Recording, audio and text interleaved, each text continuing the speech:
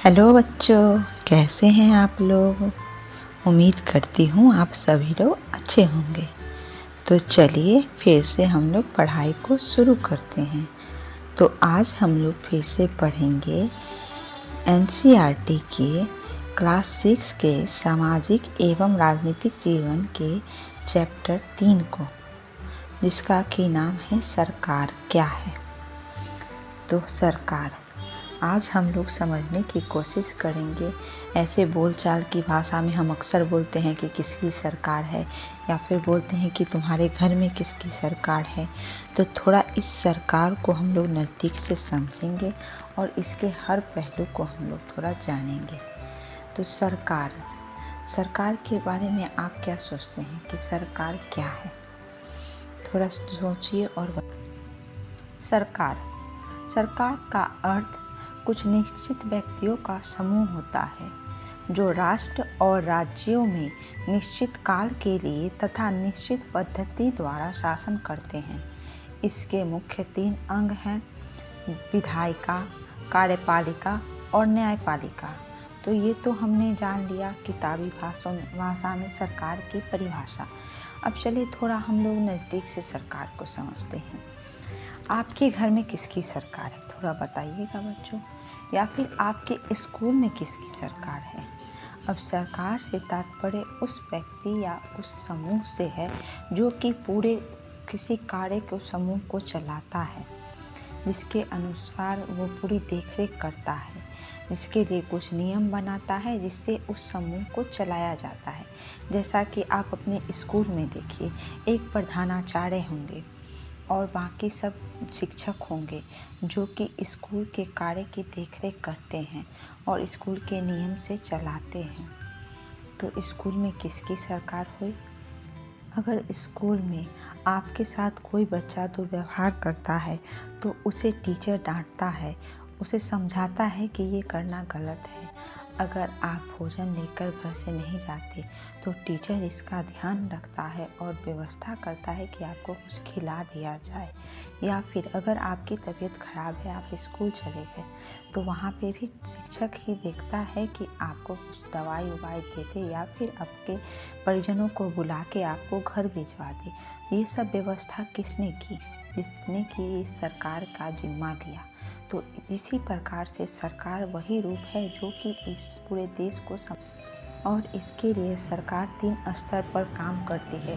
एक है विधायिका जो कि कानून बनाती है, दूसरी है कार्यपालिका जो कि उसे लागू करती है और नियमित रूप से चलाती है, और तीसरी है न्यायपालिका जो कि देखती है कि सही ढंग से वो कानून लागू हुआ है या नहीं, या फिर जो कानून बना है वो सही है या नहीं है, जनता के हितों में है या नहीं है।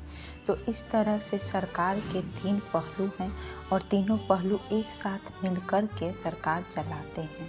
उम्मीद करती हूँ मैंने आपको सरकार को अच्छी तरह से समझा दिया होगा। अब हम लोग थोड़ा सरकार के स्तर को समझेंगे। सरकार 3 स्तर से काम करती है। पहला है राष्ट्रीय स्तर, इसका संबंध पूरे देश से होता है, इसे हम केंद्र सरकार भी कहते हैं। दूसरा है राज्य स्तर, यह सरकार विशेष राज्य का संचालित करती है, वह राज्य सरकार कहलाती है। तीसरा है स्थानीय स्तर, वह गांव या शहर का प्रशासन संभालती है, इसे हम पंचायत या नगर पालिका के नाम से जानते हैं। तो सरकार के मुख्यतः 3 स्तर होते हैं, जिसके तीनों स्तर एक दूसरे से पिरामिड की तरह जुड़े हुए हैं, जिसमें सबसे ज़्यादा स्थान केंद्र सरकार का है, लेकिन सभी एक दूसरे पर आश्रित रहते हैं। अब थोड़ा हम लोग सरकार के कार्य को समझते हैं। सरकार को बहुत से कार्यों का संचालन करना पड़ता है, छोटे और बड़े हर प्रकार के कार्य की जिम्मेवारी सरकार की होती है। यहाँ हम आपको सरकार के कुछ महत्वपूर्ण कार्य के बारे में बताते हैं, जैसे कानून बनाना, निर्णय लेना, शासन व्यवस्था को लागू करना, सामाजिक मुद्दों पर कार्यवाही करना, राष्ट्र हितों को सुनिश्चित करना, जन कल्याण करना।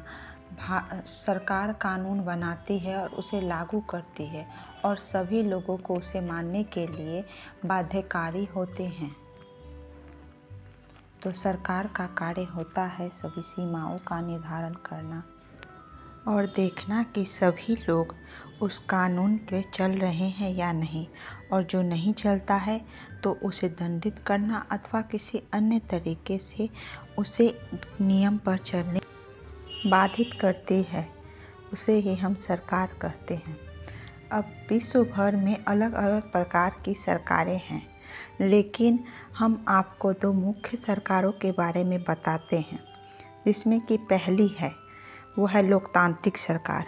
लोकतांत्रिक सरकार जिसमें निर्णय लेने की शक्ति लोगों द्वारा प्रदान की जाती है, अर्थात जनता के प्रतिनिधि वास्तविक शक्ति का स्रोत जनता है तथा निर्णय और उसके प्रतिनिधियों के द्वारा लिए जाते हैं। लोकतंत्र सरकार के अंदर दो मुख्य रूप से होते हैं। पहला है प्रत्यक्ष लोकतंत्र और दूसरा है अप्रत्यक्ष लोकतंत्र। अब हम लोग थोड़ा सरकार के दूसरे प्रकार, जिसको कि हम राजतंत्र कहते हैं, उसके बारे में समझेंगे। राजतंत्र इस प्रकार की सरकारों के अंतर्गत निर्णय लेने की शक्ति राजा या रानी के पास होती है और जनता से निर्णय नहीं लिया जाता। इसे हम निरंकुश शासन भी कह सकते हैं और इसमें राजा का बेटा ही राजा बनता है और जो चुना नहीं जाता है, और इसमें योग्यता नहीं देखी जाती है। इसमें जन्म प्रधान शासन होता है। अब हम लोग थोड़ा भारत के प्रत्यक्ष में लोकतंत्र को समझेंगे। भारतीय लोकतंत्र। भारत एक लोकतांत्रिक देश है। इसकी मुख्य बात यह है कि लोगों के पास अपने नेता को चुनने की शक्ति है, इसीलिए लोकतंत्र लोगों का ही शासन है। भारत विश्व का सबसे बड़ा लोकतांत्रिक देश है, जिसके अंतर्गत अपने प्रतिनिधि वोट के माध्यम से चुनते हैं। भारत को लोकतंत्र की जननी भी कहा जाता है। प्रतिनिधि लोकतंत्र। आज के समय में लोकतांत्रिक सरकार को प्राय प्रतिनिधि लोकतंत्र कहते हैं। इसमें लोग सीधे भाग नहीं लेते, बल्कि चुनाव की प्रक्रिया के द्वारा अपने प्रतिनिधि को चुनते हैं। तो हमने प्रतिनिधि लोकतंत्र को समझ लिया। अब थोड़ा हम लोग समझेंगे सफ्रेज मूवमेंट, जिसका कि अर्थ होता है वोट देने का अधिकार। प्रथम विश्व युद्ध के दौरान महिलाओं ने मत डालने के लिए संघर्ष किया। इस आंदोलन को महिला मताधिकार आंदोलन या फिर सफ्रेज मूवमेंट कहते हैं। अमेरिका में महिलाओं को वोट देने का अधिकार 1920 में मिला, जबकि इंग्लैंड की महिलाओं को वोट देने का अधिकार 1928 में मिला था। भारत के लोगों ने भी मताधिकार के लिए कई संघर्ष किए हैं। जैसा कि आपने देखा कि शुरू से ही मत देने का अधिकार बस सिर्फ उन्हीं को था जिनके पास पैसे थे और या फिर जिनके पास जो है शिक्षा है। उन लोगों को मत देने का अधिकार नहीं था कि जिसके पास पैसा नहीं है और शिक्षा नहीं है। इस संघर्ष के दौरान हमारे पूज्य महात्मा गांधी जी ने और तथा अन्य नेताओं ने कई विद्रोह किए। इसी में महात्मा गांधी जी ने अपनी पत्रिका यंग इंडिया में लिखते हुए कहा कि मैं यह विचार सहन नहीं कर सकता कि जिस आदमी के पास संपत्ति है वह वोट दे सकता है, लेकिन वह आदमी जिसके पास चरित्र है पर संपत्ति या शिक्षा नहीं है वह वोट नहीं दे सकता। जो दिन भर अपना पसीना बहाकर ईमानदारी से काम करता है वह वोट नहीं दे सकता, क्योंकि उसने गरीब आदमी होने का गुनाह किया है। इस कथन से आप लोग अंदाज़ा लगा सकते हैं कि महात्मा गांधी या फिर अन्य नेताओं ने इसका किस तरह से विद्रोह किया होगा और कितने सारे संघर्षों के बाद हमारे देश की महिलाओं को या फिर आम जनता को ही वोट देने का अधिकार मिला।